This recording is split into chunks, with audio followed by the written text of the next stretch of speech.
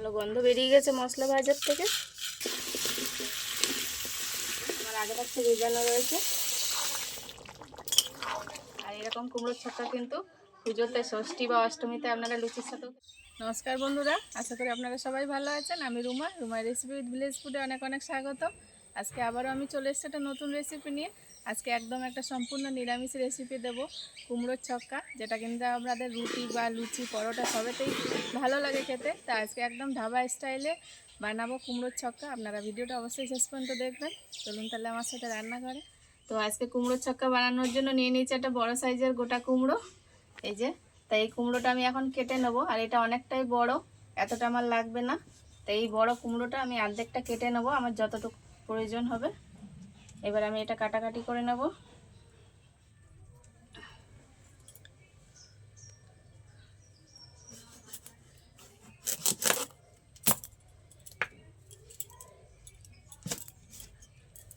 কুমড়োটা অর্ধেকটা এইভাবে কেটে নিয়ে তারপর এই পাশ দিয়ে কেটে নেবো, নাহলে মাথায় বোটা রয়েছে, ওই জায়গাটা শক্ত, কাটা যাবে না।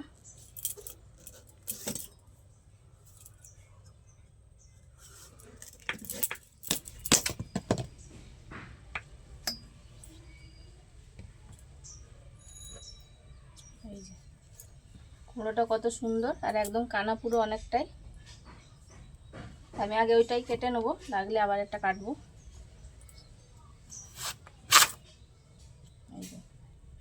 আর এইরকম লাল কুমড়োগুলো কিন্তু খেতে মিষ্টি হয়।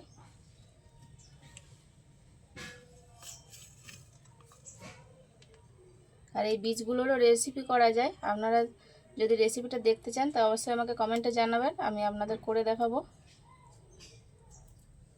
এই যে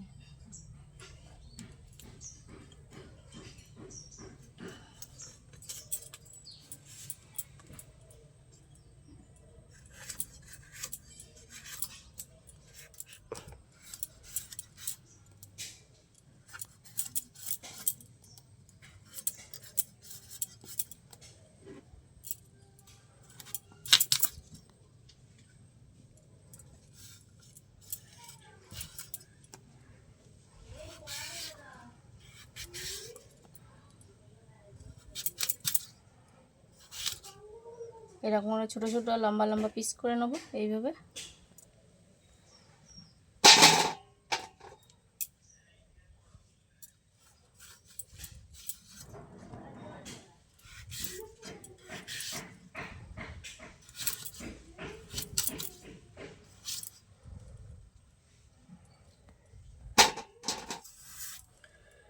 আর কুমড়োর তরকারিতে আমি এরকম দুটো বড় সাইজের আলু নিয়ে নিয়েছি।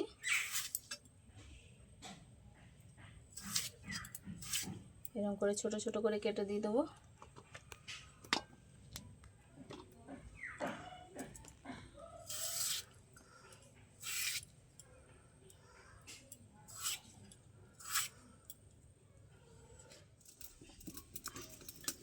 তা আমি উনুন জেলে কড়াও বসিয়ে দিয়েছি। আর আগে প্রথমে আমি একটা শুকনো মশলা ভেজে নেব। এই যে এখানে নিয়েছি গোটা জিরে, গোটা ধনে আর গোটা মৌরি আর শুকনো লঙ্কা দুটো, এগুলো একসাথে আমি শুকনো খোলায় একটু নেড়ে নেব।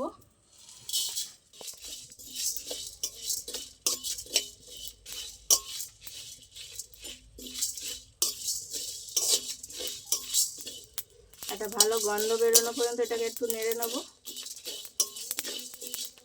এই দেখুন মশলাটা ফুটছে, কিন্তু বেশিক্ষণ নাড়া যাবে না, তাহলে তিতো হয়ে যাবে।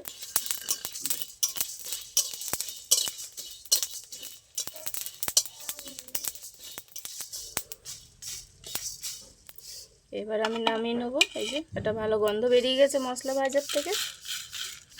এটা ঠান্ডা হলে আমি মিক্সিতে একটু গুঁড়ো করে নেব। এবার একই কড়াই দিয়ে দেবো সরষের তেল। আর তেলটা গরম হলে আমি এর মধ্যে কুমড়ো দেব। কুমড়োটা একটু তেলে ভেজে নেব।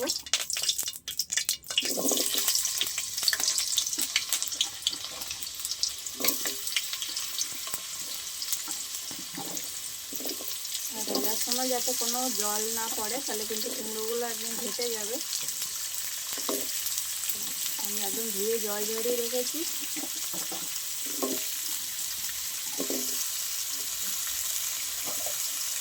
আর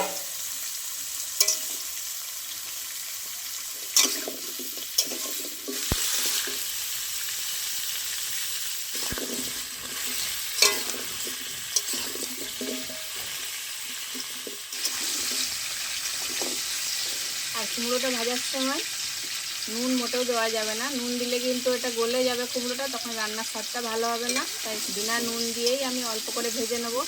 এটা 50% ভাজবো, বেশি ভাজবো না। তাই দেখুন আমার কুমড়োগুলো এরকম ভেজে নিয়েছি। এবার আমি তুলে নেব। এই যে একটু বেশি ভাজলে কিন্তু কুমড়োটা একদম ঘ্যাট হয়ে যাবে। এবার আমি তুলে নেব।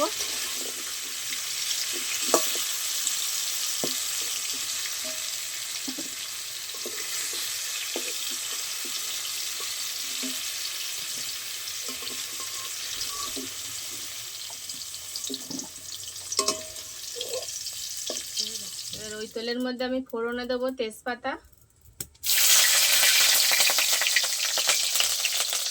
দেবো 5 ফোড়ন,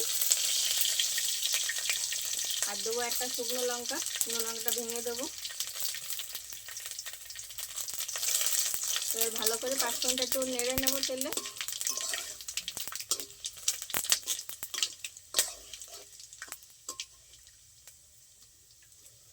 এবার দিয়ে দেবো কেটে রাখা আলু।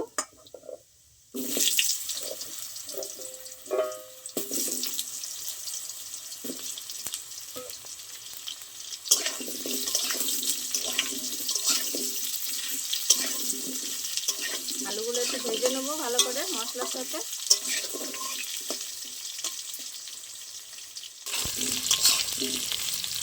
আলুগুলো আমার ভালো ভাজা হয়ে গেছে। এবার আমি একে একে মশলাগুলো সব দেবো। এই যে দিয়ে দেবো এখানে আদা আর জিরে বাটা আর কাঁচা লঙ্কা বাটা দিয়ে দেবো।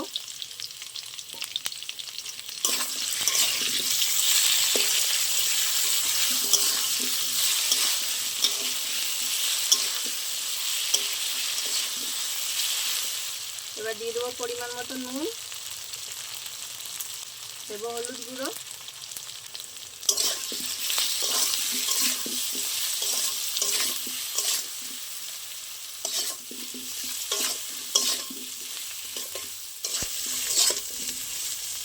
এবার দিয়ে দেবো ভিজানো ছোলা।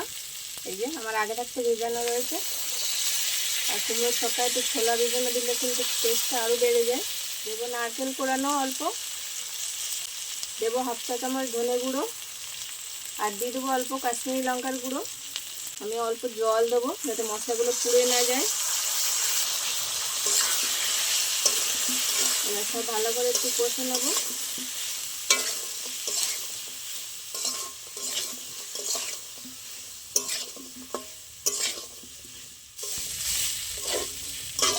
আলুর সাথে সব মশলাগুলো ভালো কষিয়ে নিয়েছি। এবার আমি ভেজে রাখা কুমড়ো দিয়ে দেবো।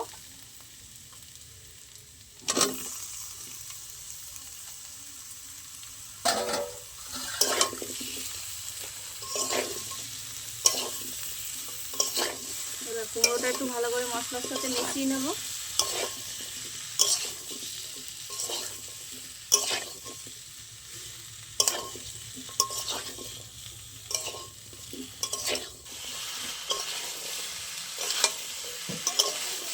কুমড়োর সাথে মশলাটা ভালো ভেজে নিয়েছি। এবার ভেজে গুঁড়ো করে রাখা মশলা আমি দিয়ে দেবো। এইভাবে আমি বেটে নিয়েছি, এটা অর্ধেকটা দিয়ে দেবো।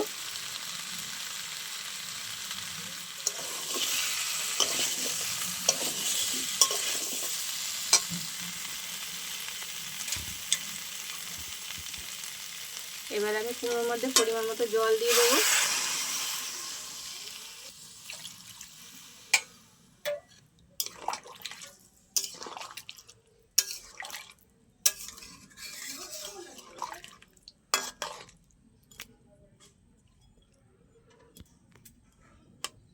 কুমড়ো যত একটু মিষ্টি মিষ্টি তরকারি হবে তার জন্য 1/2 চামচ আমি চিনি দিয়ে দেবো।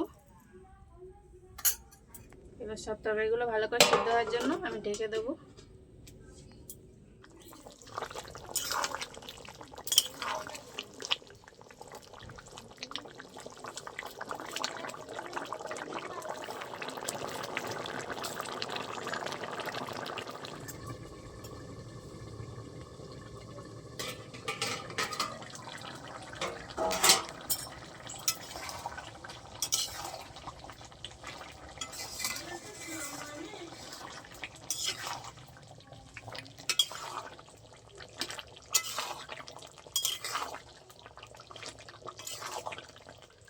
কুমড়োর তরকারি অনেকটাই সিদ্ধ হয়ে গেছে, এই দেখুন।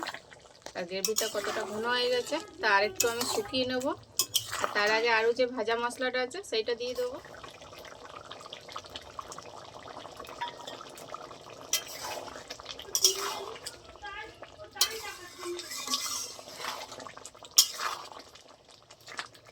একটু নেড়ে শুকিয়ে নেবো, আর চাপা দেবো না।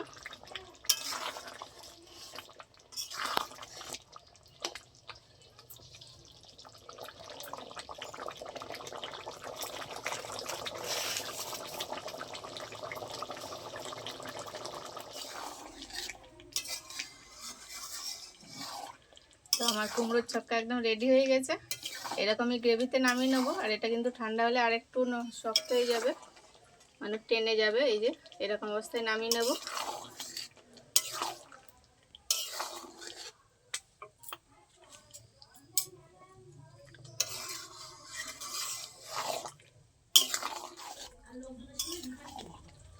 আর এরকম কুমড়োর ছক্কা কিন্তু পুজোতে, ষষ্ঠী বা অষ্টমীতে আপনারা লুচির সাথেও খেতে পারবেন বানিয়ে। সামনেই তো দুর্গা পুজো এসে গেছে। তা আমার কুমড়োর ছক্কা এবার নামিয়ে নেব, একদম রেডি হয়ে গেছে।